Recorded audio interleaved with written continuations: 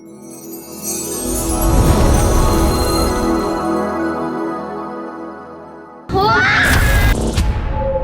na tayong tumuloy. Dami ko nang nilakad, no? Kuya, tutuloy po kami. Ano to?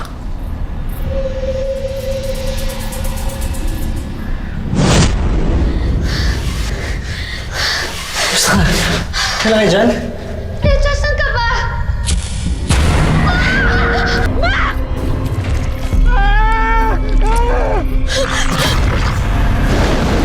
Please. Bumalik na tayo. Makakarating din tayo sa taas. Sebelum film dimulai, kita diperlihatkan dahulu tulisan dari cerita yang sebenarnya. Pada tahun 2004 terjadi kebakaran besar yang membakar hutan di pegunungan terpencil di daerah Luzon Utara. Gunung itu populer untuk para pendaki dan para peziarah. Untuk sebagian orang percaya, jika mereka bisa sampai ke puncak gunung, segala keinginan yang ada di dunia bisa terkabulkan. Namun dari insiden kebakaran hutan tersebut, sampai kini masih belum diketahui penyebabnya. Di hutan itu, kita diperlihatkan ada seorang pendaki wanita. Dia sedang mencari Ian, temannya. Karena ketakutan berada sendirian di sana, dia pun mencoba memanggil temannya itu. Ian sengaja untuk menjahilinya. Tapi tiba-tiba saja terlihat ada seekor anjing. Anjing itu terus menggonggong ke arah mereka. Mereka tidak tahu anjing siapa yang ada di sana, karena terlihat itu seperti bukan anjing liar. Merasa aneh, Ian pun minta untuk membiarkannya saja. Mereka tak sadar sudah ada sesosok makhluk yang sedang memperhatikan mereka dari semak-semak. Karena dirasa mengganggu dan berisik, dia pun mencoba untuk mengusirnya. Saat dia menoleh kembali ke belakang, tiba-tiba anjing itu sudah menghilang. Dan kini dia pun kembali kehilangan Ian. Sudah tidak lucu lagi bagi dia jika Ian masih bercanda. Tak jauh dia berjalan, ada tetesan darah yang mengenai wajahnya. Dan saat dia melihat ke atas, terlihat kepala Ian yang sudah terpisah.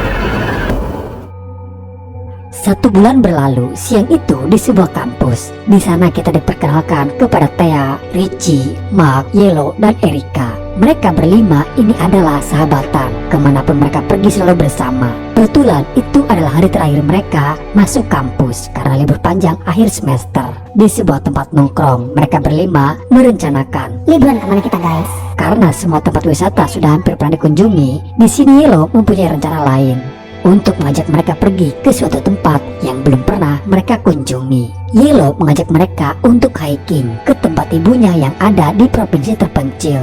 Di sana selain tempat camping, biasa juga dikunjungi banyak peziarah. Konon katanya jika mereka bisa mendaki sampai ke puncak Gunung Awanggan, setiap permintaan akan dikabulkan. Yellow juga mengatakan kalau di pegunungan itu ada kuil Bunda Maria. Selain bisa berdoa, mungkin saja setiap doa yang Erika panjatkan bisa dikabulkan lebih cepat di gunung itu. Mendengar hal tersebut, sepertinya Erika tertarik, begitu juga dengan teman-teman yang lainnya. Sampai pada akhirnya, mereka pun sepakat untuk pergi camping di sana. Dalam perjalanan, Richie yang sebelumnya mencari tahu soal gunung yang mereka akan tuju. Dia menceritakan kalau gunung itu adalah tempat suci, yang biasanya para dukun selalu datang ke sana. Dan juga menjadi tempat bersemayangnya roh leluhur Dewi Tumau. Untuk antisipasi, Richie prepare membawa suar jika keadaan darurat. Setelah perjalanan yang jauh dan memakan waktu berjam-jam, sampailah mereka di kaki Gunung Awanggan, titik awal sebelum mereka naik ke puncak gunung itu. Sebelumnya, mereka harus daftar terlebih dahulu. Namun di pos penjaga, mereka diberitahukan kalau ternyata untuk saat ini dilarang bagi para pendaki naik ke gunung tersebut. Dia juga mengatakan kalau pengumumannya sudah diterbitkan 1 bulan yang lalu. Sayangnya Elo tidak tahu soal informasi itu. Walaupun mereka memaksa untuk masuk, tapi penjaga tetap melarangnya karena demi untuk keselamatan mereka sendiri. Namun datang Thea yang mengetahui kalau dilarang untuk mendaki. Dia pun mencari alternatif lain dengan menyogok penjaga itu. Ya, karena tawaran yang tidak bisa ditolak, akhirnya dia pun mengizinkan mereka untuk masuk. Salah satu penjaga yang bernama Cielo ditugaskan menjadi tour guide mereka. Lalu pendakian pun dimulai. mereka diarahkan ke jalur yang berbeda, tidak menggunakan jalur yang seperti biasanya, karena ini salah satu jalur yang cukup aman. Setelah beberapa lama menempuh perjalanan, Cielo mengajak mereka untuk sejenak beristirahat di sebuah rumah bilik milik si dukun bernama Nyai Daling. Karena masih berada di area kaki gunung, Erika menyempatkan diri untuk menghubungi ibunya yang sakit. Pembicaraan dia tak sengaja terdengar oleh Richie. Di sini akhirnya Richie tahu permasalahan yang sedang dialami oleh Erika. Awalnya Nyai Daling baik-baik saja menyambut kedatangan mereka di sana. Namun saat Erika datang, tiba-tiba wajah Nyai Daling langsung berubah. Nyai Daling meminta kepada Cielo untuk jangan naik ke gunung. Nyai Daling seperti tahu akan adanya mara bahaya yang sedang menunggu mereka. Tapi kala itu Cielo sendiri malah tidak mendengarkan peringatan Nyai Daling dan mengajak anak-anak untuk melanjutkan pendakiannya. Bahkan Mark sendiri menganggap kalau Nyai Daling hanya menakut-nakuti mereka saja. Di tengah perjalanan, Thea yang tiba-tiba saja mules pingin boker. Sampai di sini mental mereka masih aman, tidak merasa ketakutan sama sekali. Thea pun merasa biasa-biasa saja saat mencari tempat untuk dia boker. Di sini kameramen yang menang banyak, guys. Thea yang sedang fokus ke satu masalahnya, namun dia terganggu dengan banyak lalat yang mengerumuninya sampai dia terpleset oleh kotoran dia sendiri. Tapi justru dia melihat sudah ada bangkai Gogon di sana. Cielo yang melihat itu pun kini menjadi sangat ketakutan, karena itu adalah sebuah pertanda buruk. Dia pun mengajak mereka untuk kembali. Tentu saja mereka tidak mau jika harus kembali pulang, apalagi Thea yang paling vokal. Orang sudah jauh-jauh mendaki, sudah bayar pulang, belum sampai pertengahan jalan, malah mengajak kembali. Di sini mereka pun berunding, tapi dengan kesepakatan bersama, mereka pun akan melanjutkan pendakian. Dan Richie juga yang membawa peta, jadi mereka tidak akan tersesat di sana. Di sini Richie mengiyakan karena dia tahu Erika butuh ke puncak gunung itu agar permintaan doanya Erika bisa cepat terkabul. Sebenarnya itu adalah alasan yang sangat konyol. Cielo yang sudah tidak bisa melarang mereka, dan Cielo juga yang sudah tidak bisa mengantarkan mereka. Tapi di sini dia hanya bisa mengantarkan sampai ke pos pertengahan saja. Selanjutnya mereka berlimalah yang memutuskan dalam pendakian ke puncak, sambil mengarahkan kepada mereka kalau di jalur ini mereka nantinya akan menemui sebuah gua, karena itulah jalur yang benar menuju ke puncak gunung.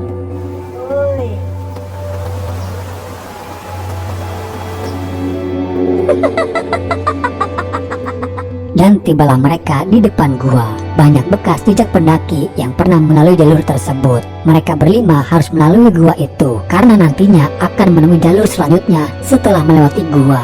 Di sini mulailah ada rasa takut di antara mereka karena melihat gua itu sangatlah gelap. Bahkan Thea pun meminta untuk mencari jalan lain. Tapi sayang, ini satu-satunya jalur yang benar jika mereka ingin cepat sampai. Richie meyakinkan Thea, meminta Thea untuk selalu memegang tangannya.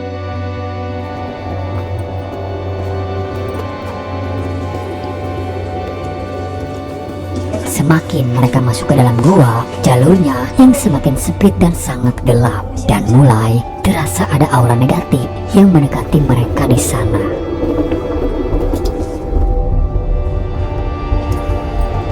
Mark yang hanya menggunakan korek api sebagai sumber cahaya, dan di pertengahan jalan tiba-tiba saja mereka kini sudah terpisah dengan yang lainnya. Dan sialnya lagi, lampu senternya itu malah mati sekarang. Richie yang mencoba akan memperbaiki, namun justru dia malah terpisah dari genggamannya Thea. Mark yang masih fokus ke depan, tak sadar sudah ada kuntilanak di sampingnya. Sementara Thea pun kini sendirian sekarang. Mencoba memanggil Richie pun tak ada jawaban. Dia hanya bisa merangkak perlahan sambil meraba bebatuan.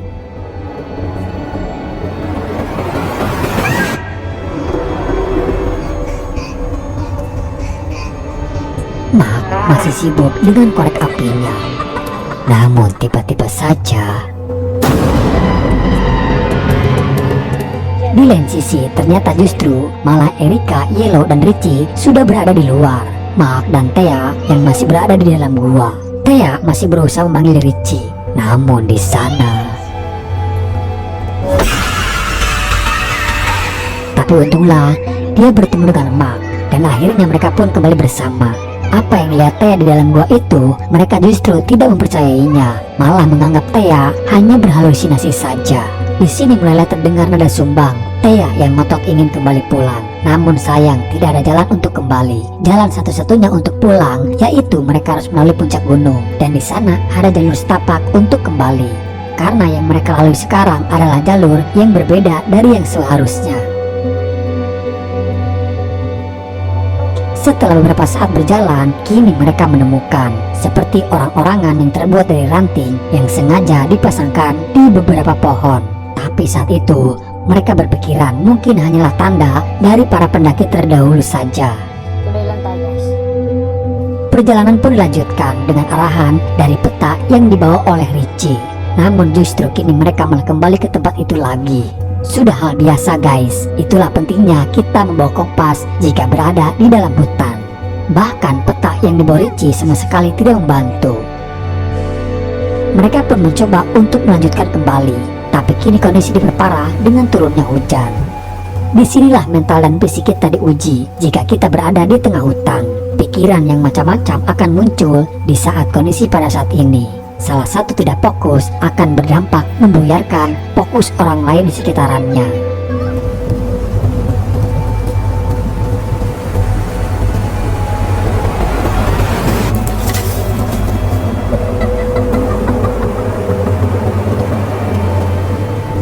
Thea yang kembali diperlihatkan seperti ada sesosok wanita berambut panjang yang berada di balik pepohonan. Karena terlihat samar-samar, dia pun mencoba memperjelas penglihatannya.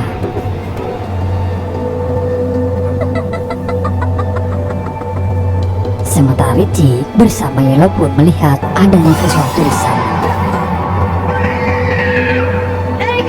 Mereka tak sadar sudah terpisah dengan Erika dan terdengar teriakannya sekarang. Erika yang hampir jatuh terprosok masuk ke dalam jurang.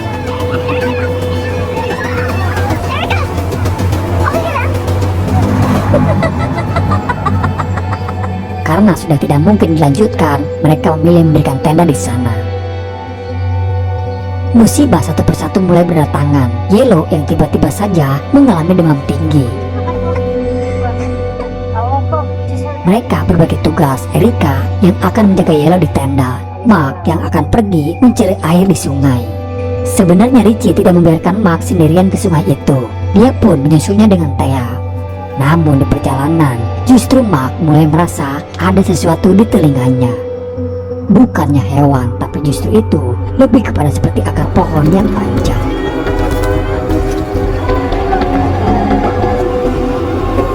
Dalam penglihatan Mark, dia seperti terlilit oleh akar pohon yang hidup. Tapi untunglah semuanya kembali normal.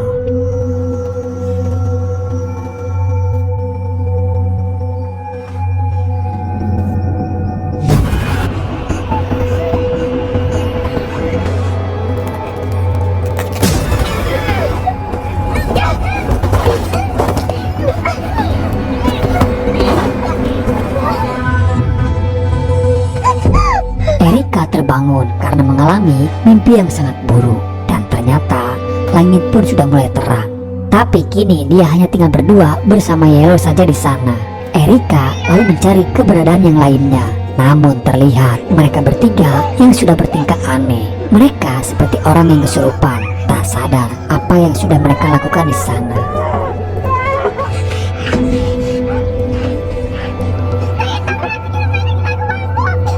Sudah bukan pendakian yang menyenangkan lagi bagi mereka. Dan justru kini mereka malah kehilangan Yellow sekarang.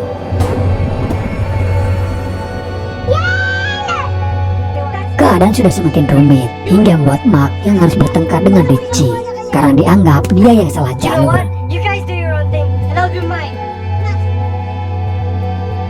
Sedangkan Thea masih saja mengajak mereka untuk kembali pulang. Mark yang berada di pinggiran sungai untuk mengambil minum. Dia baru tersadar kalau ada yang memperhatikannya dari jauh. Dengan raut wajahnya itu yang sangat menyeramkan. Terlihat dengan boneka yang terbuat dari ranting. Dari jauh dia bisa melukai Mark dengan mematahkan tulang-tulangnya. sampai Mark pun harus tewas di sana. Mereka bertiga yang menunggu Mark tak kunjung datang. Mereka berpikir Mark mungkin sudah jalan duluan. Perjalanan pun dilanjutkan kembali. Dari peta tersebut, mereka bertiga harus melewati sungai itu. Di sini, Erika mengungkapkan dari mimpi yang dialaminya.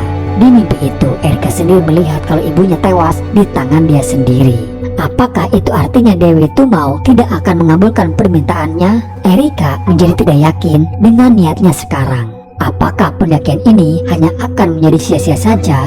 Erika tak sadar sudah berbicara seperti itu. Di sini dia tak sadar kalau pendakian ini hanya dimanfaatkan untuk tujuan Erika saja. Padahal sejak dari awal, Erika sendiri sudah tidak mau memaksakan dalam pendakian tersebut. Namun justru Taya lupa kalau dia sendirilah yang memaksakan, sampai dia pun menyogok penjaga itu. Erika ngotot untuk tetap melanjutkan karena merasa sudah terlanjur ada di pertengahan jalan. Dan tak hanya itu, justru untuk jalan kembali pulang hanya ada di seberang setelah mereka melalui puncak gunung. Richie mencoba menenangkan Thea yang emosi, tapi kini Thea malah menjadi menyebalkan. Tiba-tiba, Thea seperti ada yang menariknya masuk ke dasar sungai. Richie dan Erika pun segera menolong.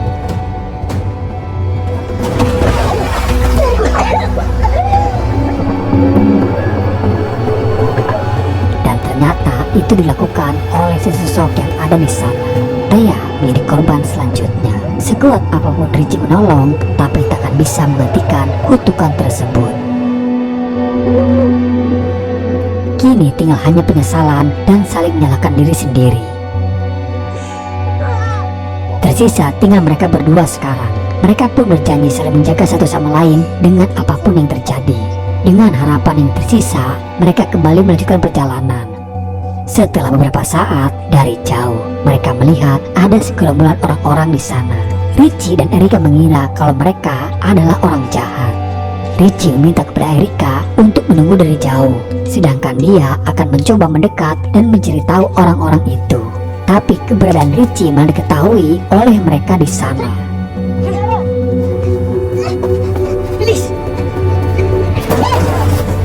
Sialnya Richie malah terpeleset hingga membuat kakinya kesakitan.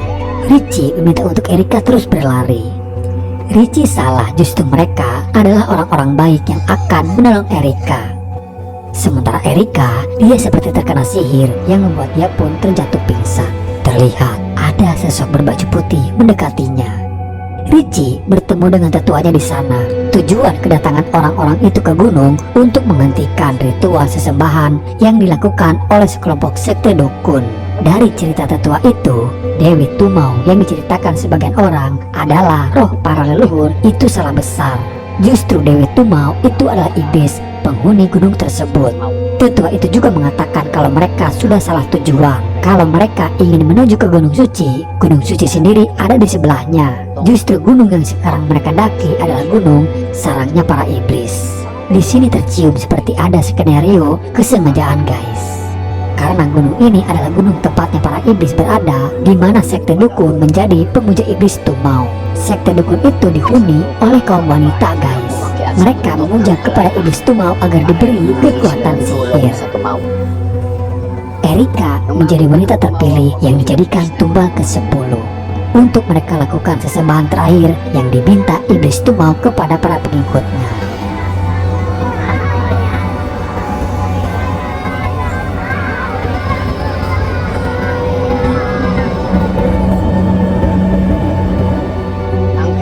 Dan ternyata dalang dibalik semuanya ini adalah Yellow.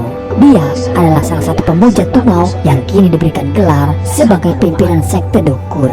Karena Yellow sudah mampu membawa wanita seperti Erika untuk dijadikan sesembahan.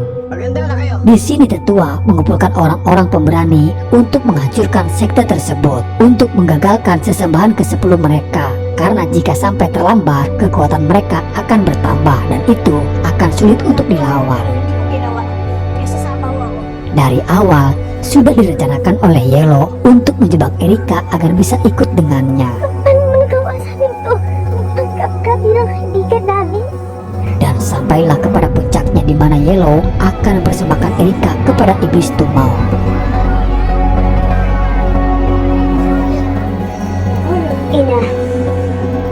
Sementara di lain sisi, para gerombolan itu menemukan keberadaan mereka yang sedang melakukan upacara ritual sesembahan.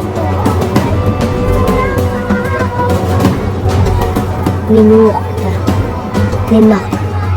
Namun ritual tersebut akhirnya berhasil digagalkan. Orang-orang itu pun mulai menyerang dan membasmi para pengikut iblis Tumau. Tapi dari kekuatan si dukun mampu melawan mereka. Richie dan Erika berusaha untuk segera melarikan diri, namun tak mudah bagi mereka untuk bisa pergi dari sana. Mereka berdua sudah terkepung sekarang.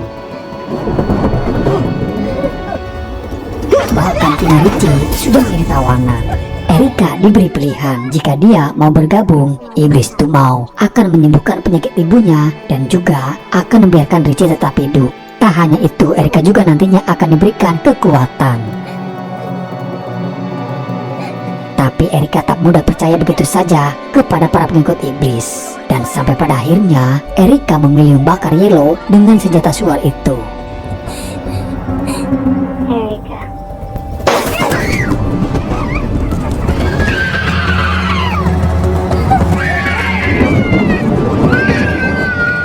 Dan dari tragedi tersebut, sekarang diketahui kalau penyebab kebakaran hutan itu karena tubuh si dukun yang terbakar.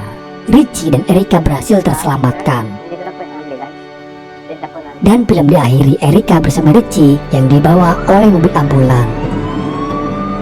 Tapi terlihat iblis Tumau tetaplah hidup sampai pada hari kiamat nanti.